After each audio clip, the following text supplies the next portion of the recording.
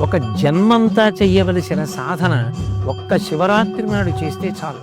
ఇక ఇంతకన్నా నువ్వు ఉపాసన చేయడానికి తేలికైనటువంటి రోజు రాదు. ఎందుకని? ఆయనే జ్ఞానజ్యోతిగా ఆవిర్భవించాడు. యావత్ బ్రహ్మాండం నిండిపోయేటటువంటి జ్యోతిర్లింగంగా వచ్చాడు. ఈ రోజున ఎవరు నన్ను ఉపాసన చేస్తారో, ఎవరు జాగరణ చేస్తారో వాళ్ళని నేను అనుగ్రహిస్తానన్నాడు. 84 లక్షల జీవరాశులలో దేశకాలములను తెలుసుకొని, ఆ తిథి యొక్క గొప్పతనాన్ని తెలుసుకుని ఉపాసన చెయ్యగలిగినటువంటి శక్తి ఎవరికి ఉంటుంది? ఒక్క మనుష్య ప్రాణికే ఉంటుంది. అందుకే జంతువునాం నరజన్మ దుర్లభం. అటువంటి నరజన్మ ఎత్తిన తరువాత మరి మహాశివరాత్రి లాంటి పర్వదినాన్ని విడిచిపెట్టేసుకుంటే దాని వలన ఎంత ఉపాసన కోల్పోయాం.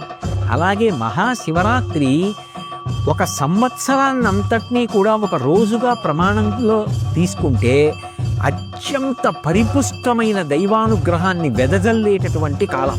ఎవరెవరి శక్తిని అనుసరించి ఏం చేస్తారో దాన్ని ఈశ్వరుడు పూర్ణత్వాన్నిచ్చి అనుగ్రహించేటటువంటి కాలం.